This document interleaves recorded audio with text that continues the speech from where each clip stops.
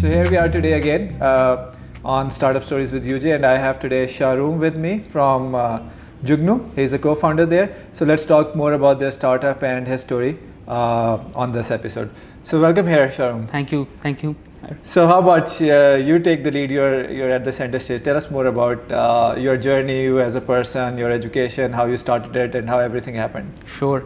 So actually, I graduated out of college in 2009. So happened to do engineering.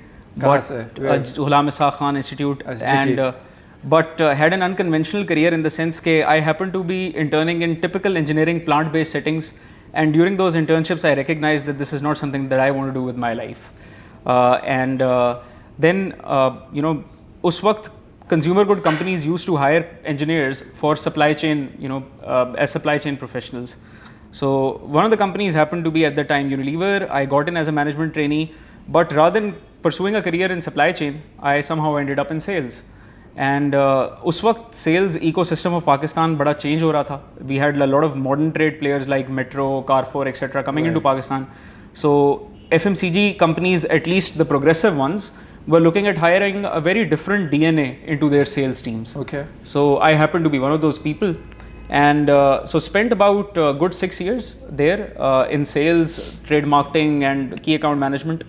But always had an inkling to go back to my engineering roots and technology. And that's how I left Unilever to start a company which is now known as SalesFlow about 6 years back in 2015 with another colleague of mine, Yasser, who is also the co-founder. And we initial idea was to do e-commerce grocery. Yeah. But very quickly both Yasser and I recognized that the backgrounds we came from, जिसमें हमारे पास literally अपनी savings थी, अपनी provident और gratuity के साथ ही हम बाहर निकले थे, उसमें कुछ खास वो हो नहीं सकता था. And at that time, I think from an ecosystem point of view, there was no such thing as venture capital money or venture capital space in Pakistan. So I remember to do my first angel investment in, I guess back in 2015 or sometime around it. That was in Baby Planet, and very similar story. There was no angels, no ecosystem. So I was about to ask, पहले पैसे कैसे raise किया और क्या किया? So और घर वालों से क्या मार पड़ी? अच्छा हाँ, तो that's an interesting story. Actually यासर and I both, हम दोनों की wives जो थी ना जी, वो भी corporate careers कर रही थी. Okay. And both of us actually sat them down and told them कि यार हम लोग एक plunge लेने लगे हैं. We are leaving our successful. तुम जॉब करते रहो लेकिन तुम जॉब करो and we will run the kitchens through you for a year or two. And in that, we'll either figure out, and if we can't figure it out, we'll go back to Unilever and say, I'm sorry, but okay. Here I am. So when we recognized that the cash flow required for an e-commerce grocery business is such that we can't afford, we then quickly pivoted into what we felt was something which was need of the hour and which could be commercialized very quickly. So you had a failure badge. Yeah. So a quick 2-month failure badge. We wore that, which is very important actually. Yes. So I think the idea of pivoting really was instilled in us from day one, that sometimes you have to understand where the market stands and आप कैसे react करेंगे. Sure. So we started building a sales and distribution and merchandising platform that we could then go on to sell essentially to manufacturers who would then automate their distributor and sales force team जो के retail outlets को serve करती हैं. So we developed that product. And so your co-founder was a computer science guy, or you hired people from software? So that's an interesting story as well. So initially, while Yasser was a computer science guy, we had a third co-founder as well who was a pure play techie, and we started to hire. So Yasser and I would typically do FMCG consultancy assignments in the first year on sales strategy. Because obviously we had learned some things from Unilever that we could advise other companies. Sure. And whatever revenue that we would get, we would completely invest it behind the the software team that we had built up in their salaries and all. So we started to set up the product in the meanwhile. So you bootstrapped that startup with your consulting paycheck or your savings? Absolutely. So before 2021, we were 100% bootstrapped, and SalesFlow started to... May I ask, what was your compensation when you left Unilever? If you want to tell. Sure. it was close to ₹500,000, and obviously you can imagine for So the zero हो गया अचानक. zero हो गया और वो zero रहा for a sustained period of time, and we always keep thanking Hina and Kanza for sailing us through those first few years. So that's a kind of magic trick. You need to have a working wife if you want to take that kind of Maybe, plunge. absolutely. Either you have to have a working wife or you need to have a very supportive wife to be able to take that plunge. Sure. So then as sales flow ki traction started to increase But over also, time. I think what we should appreciate is that you guys really had the subject matter expertise of something. I mean, you spent like 6-7 years in sales, and prior to that in supply chain. So it's just not that you. I mean, I've seen many people just take the plunge because they have an idea. But in your case, it seems like you have a lot of subject matter expertise in that as well. Yeah, I think yes. So having spent those years in sales and seeing the ecosystem change, working in strategy, for that kind of a large company, exposed us to a lot of variables that we could never have been exposed to unless and until we had that exposure. Sure. And that's a separate discussion. But as founders, we genuinely believe over whatever last 6 years that an idea is literally nothing. Yeah. It's really the execution. The execution that which completely matters. Yeah. So sales flow started to become centrally आप कह लें the operating system of sales and distribution in Pakistan. So now sales flow has close to about 60 paying customers. How did you manage to convince these large manufacturers, distributors, or retailers for that matter to use your system? Because there is a lack of drive towards digitization in Pakistan for various reasons. Some do not want to come into TechSnet, some do not want to just digitize for XYZ reason. How do you manage to, because you were telling me that maybe 90% of the large distributors are using your platform. Yes. So how did you manage to do that? Okay, so I think an initial customer acquisition. So from an initial customer acquisition point of view, we targeted companies which could see some benefit of digitization of this, downstream, demand aggregation. Okay. And I would give you an example. If it's our initial customers were really small sized companies who took a bet that we want to automate our salespeople. Okay. We were very fortunate that 3G, if you remember, in 2015 had just started to become mainstream. Right. And your cell phone device cost had come to a level that even a very small company could afford to give all its salespeople smartphones. Cell phones, yeah. So I think the timing was really good, and we were able to convince the first few customers, and the kind of value that they could generate just by basic stuff at that time, like monitoring the journey plans of their salespeople, how many stores were they visiting, were they going to the right store or not, whether the promotions were going to the store owner or were not going to the store owner. So I think from a value proposition point of view, we could establish that implementing that system could generate value for the company. And over time, and there were no competing softwares in the market, or they were very expensive. So that's interesting actually. I think prior to the 3G era, only the likes of Procters and Unilevers or Nestle's could afford global software designed by the likes of Accenture and all, and give it to their people. Sure. And local companies couldn't even think of buying close to, let's say, $1 million in ARR kind of softwares for them. For them, this was a very viable alternative, and we didn't require at that time any of our customers to use the old rugged handheld devices, which were very expensive, and nobody could really afford them besides these companies. They were certainly replaced by $100 smartphones, and that's something that anybody and everybody could afford. So we got initial traction pretty quickly, and as the initial customers started to vouch for the value that. And how much time did it take you guys to build your first product or MVP? It took us a year. In all honesty, it took us a year to. And how many people did you have a team, or you just the two of you were building, or what? No, so we actually had a team of about, I think, 8 to 10 people. Okay. And but I still remember in initial demos, the software could barely work, and we would come back, have a whole. Softwares always crash in demos. Yes, but fortunately that never happened to us. That it never crashed in demos, but I think there were a lot of stitches that we knew that we had at the back end. But like in any SaaS company, over time, as more users start to use it, the software starts to mature. Right. And we were very fortunate that we could see a lot of demanding customers come to our platform in year 3 and year 4. and they really matured our product. And it was through their experience that then we could go to the largest companies and be confident enough and have the right kind of features that we could go and sell to them. So that's how SalesFlow started to scale up. While obviously we were doing that, we could recognize that there was a huge gap in the market, that while SalesFlow was in a way digitizing the existing value chain, the same distributors, the same salespeople, just moving from pencil and paper to more digital stuff. To more digital side. While we were doing it and we started to really map the entire retail universe of Pakistan and see how the goods, the flow of goods, the flow of the financial value chain in the system, we could see that there was tremendous scope for a lot of aggregation that can be done.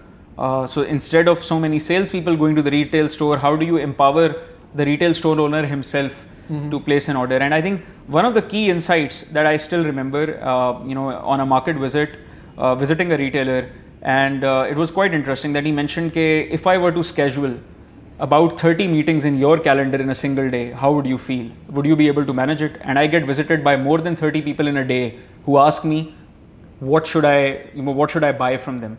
And it's just not possible for me to have that kind of bandwidth or to have that kind of working capital with me to be able to work with them. With that, I think insight, we launched Jugnu pre-COVID, but it was really during COVID that this model certainly started to become a lot more attractive and the market could get ready. So like I mentioned, market readiness, when the market gets ready for a certain idea or a product, remains key. So Jugnu pe aate hain. So tell us more about how did you found your co-founder, the team dynamics, how it all worked out, fist fights or good stuff, how it all happened. That's interesting. Actually, at my employer, my co-founder and I often found ourselves to be part of the, some change management or some new project. We were always in it together. And we started to have these off-office conversations about what is it that we really wanted to do. And through those conversations, we could strike a chord that, we wanted to experience or experiment outside the corporate career. Both of us were doing exceptionally well at our workplace, but we wanted to do something more. Now we are actually 4 co-founders. So in 2018, Khurram joined us. He was actually one of our customers at one of the companies, but we were able to convince him to join on board. Then a year later, Essen joined us, who was actually my first boss at Unilever, and he was working for Unilever Singapore at that time. And we could convince him that to join us and help us, market SalesFlow to the global customers, so we could expand outside Pakistan. So that's how I found them. And as far as fistfights go, I think all 4 of us happen to be, in our mid to late 30s kind of founders. So while there is a certain amount of agility which is in us, but there is also some amount of maturity which has also happened over time. So it's always, within the realms of professionalism. But yes, we disagree with each other all the time.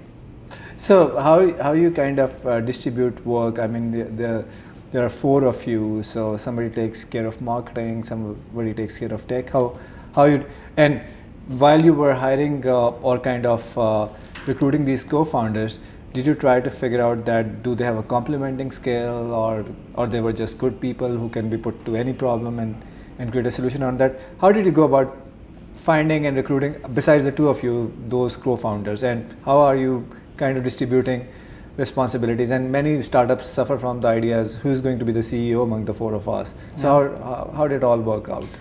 It's actually interesting. Jugnu took a life of its own. So now 2 out of the 4 co-founders are wholly...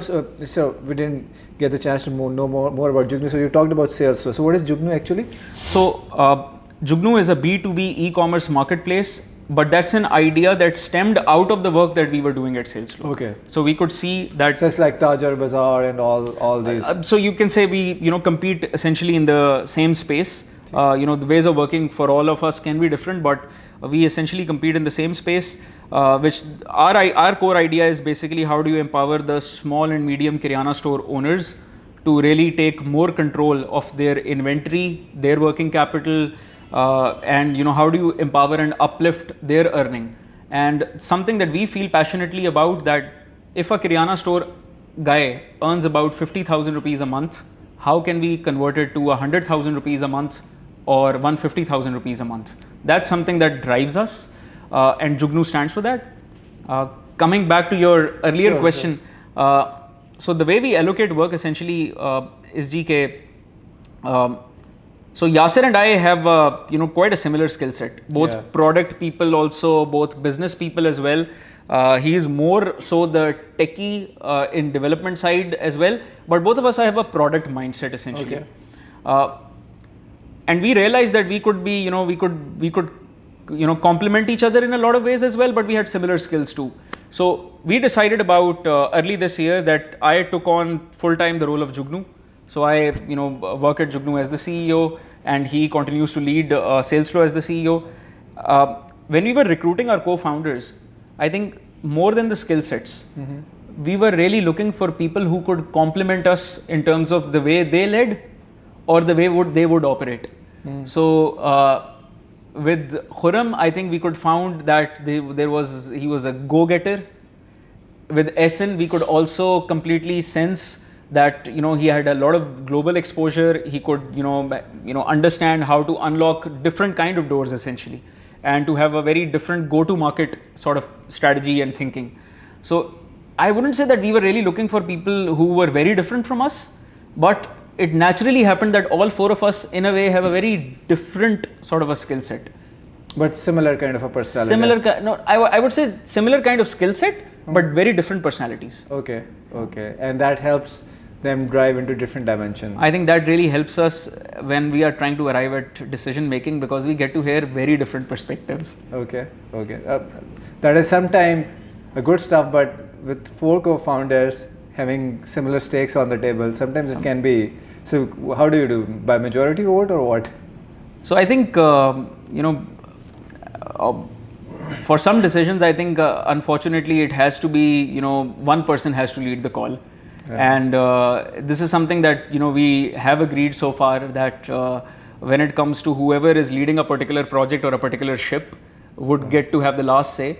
But we have been fairly democratic in the sense that we always hear out in terms of what is the opinion of every founder, not only founder but any and every team member, and then to arrive at a very well informed decision. So how big a team you are right now? So Jugnu is a team of about 75 people. It was a team of about 20 people in March. So it has been growing fast, and we have people now leading independently the entire functions, such as operations has a separate director leading it, marketing has a separate head. So in a way, this, like any e-commerce organization which is seeing initial good amount of traction, this has started to scale up. Sure. So interesting name Jugnu. ठीक है, we know what Jugnu is. So क्या इसकी कोई है relevance भी है क्या? So we believed के the core insight is 2 out of 3 retailers in Pakistan are never really serviced or visited by any manufacturer directly.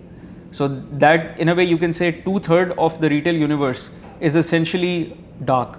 And with Jugnu, the significance really was how we can spread light to these retailers who typically do not get visited by anyone, or even if they are visited by, let's say, informal players, then they are unable to get access to the kind of pricing that they should get access to. Mostly they have to shut their shop, go visit a wholesale market to procure their goods. Right. So the idea behind Jugnu really was how you can spread light to this set of customers. Okay, I guess it's pretty nice.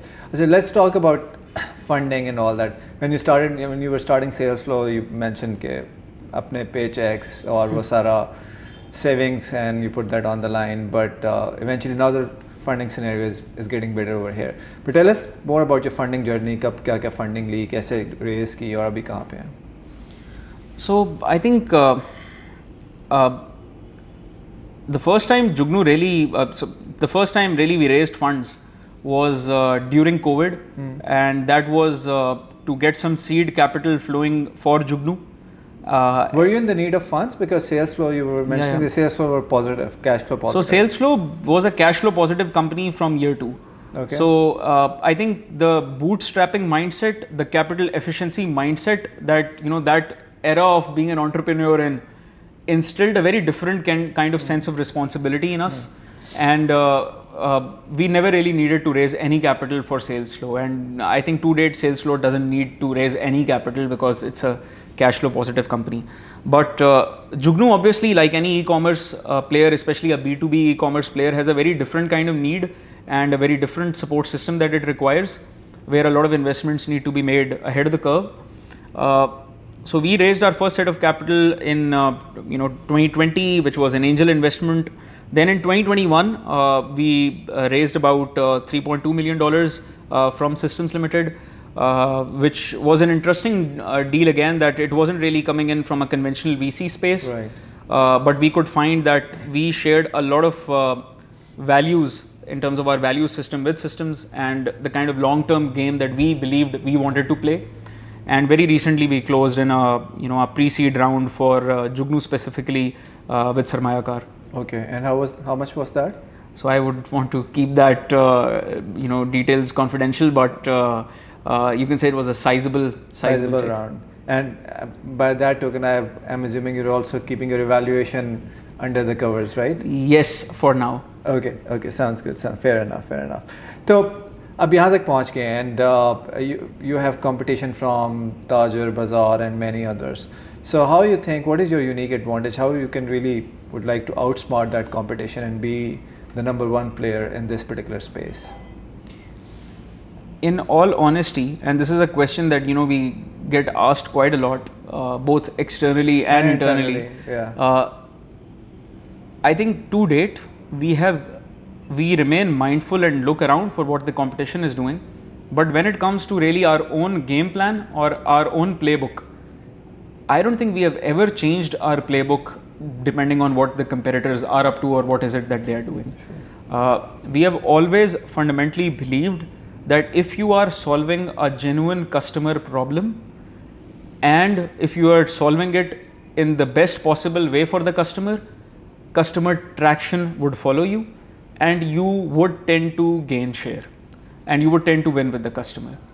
Our philosophy really has been that if small and medium Kiryana store owner is our customer, what are the problems that he faces? So we list all those problems down, and then we really aggressively chase how can we solve a particular problem as quickly as possible.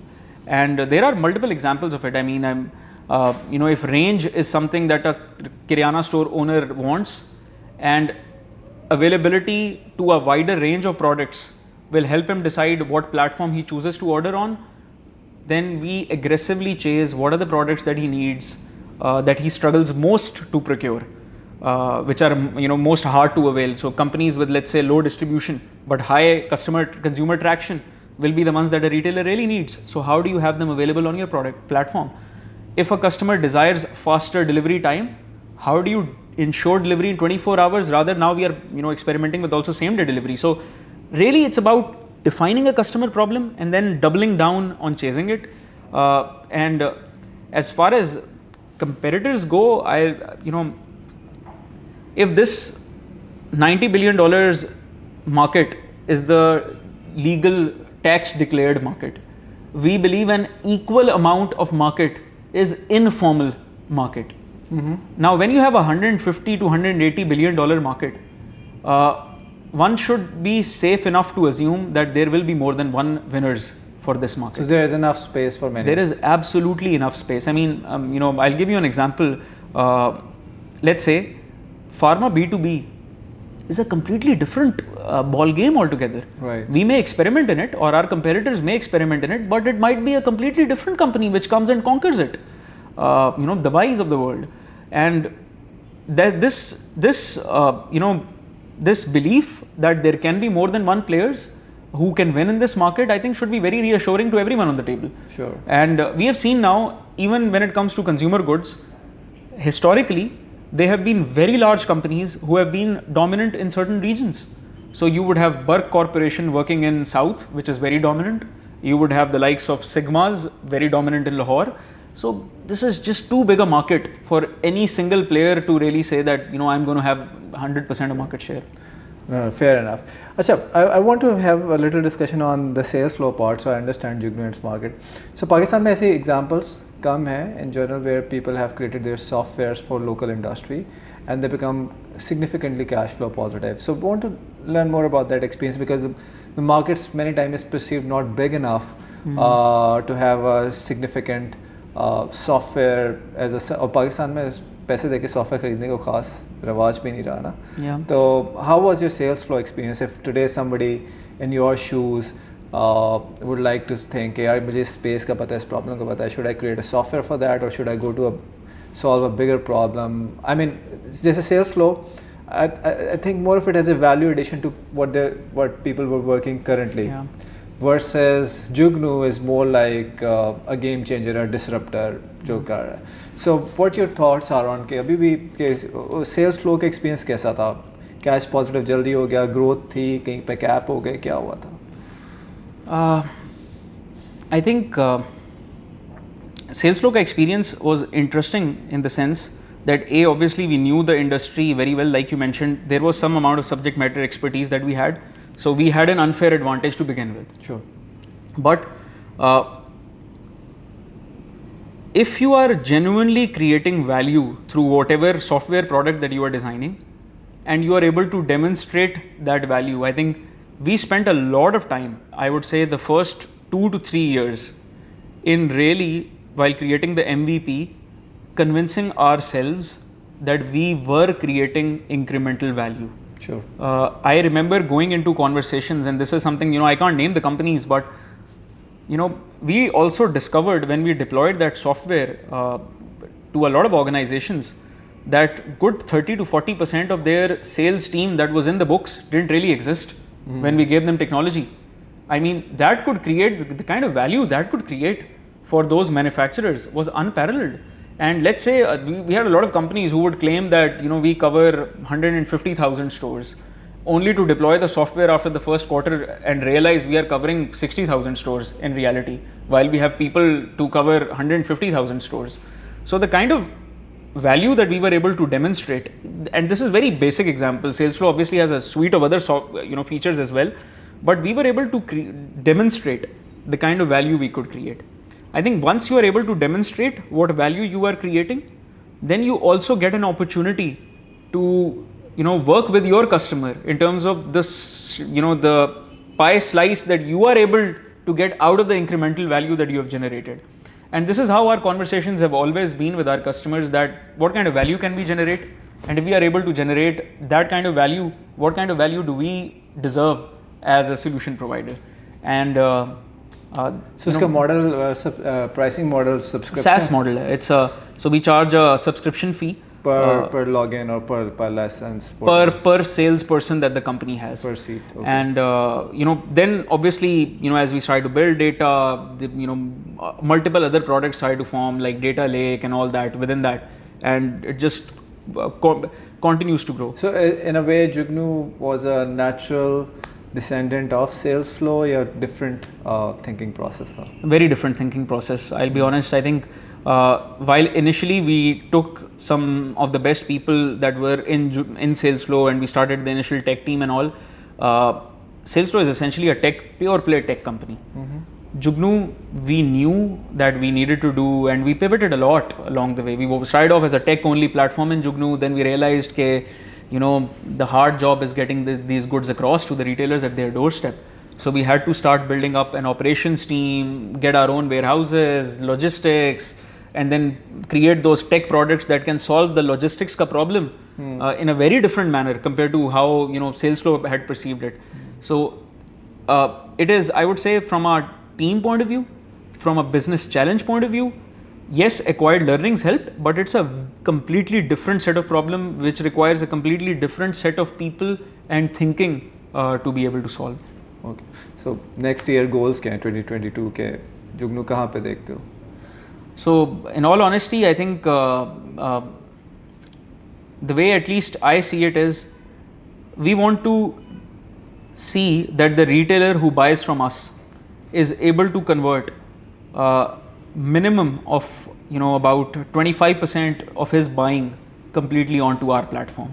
That's something that we internally chase, And in that process, if we become, let's say, a 40 billion rupee GMV company or a 50 billion rupee GMV company, that's just an added bonus for us, to be honest. We will genuinely chase customer traction. That are we the first choice for a retailer when he really thinks of buying anything? That's something that we intend to chase. Okay, and with so many years, and that's the last question, so many years in this startup space and growing, any quick suggestions for new founders, new teams? How should they pursue it? So I'll be very honest. I think both Yasser and I have always been very private people. So we haven't really, come out and mentored or because but I didn't know, but we heard about Taj Bazaar and all that. It's only some time ago I heard about Jugnu. So we were always chosen to operate in stealth mode. But I think when we were starting off, it was a very different ecosystem. Now, obviously, the ecosystem has changed, and I would say money has really become a commodity. Honestly speaking, and if you have a decent enough idea, and if you can put a good PowerPoint presentation, and we see people raising money, and I mean all respect to them, but ultimately it's about solving the customer problem, delivering value. and delivering value. That is something that you have to first be honest about with yourself, because what we have learned over the last 6 years is there is no free lunch and there are no shortcuts. Yeah. You have to do the hardest possible job yourself to be able to create value. So that, I think, for me, really, that has been my core lesson, that whenever you see a set of problems, identify the hardest problem to solve and double down on chasing it. Sure.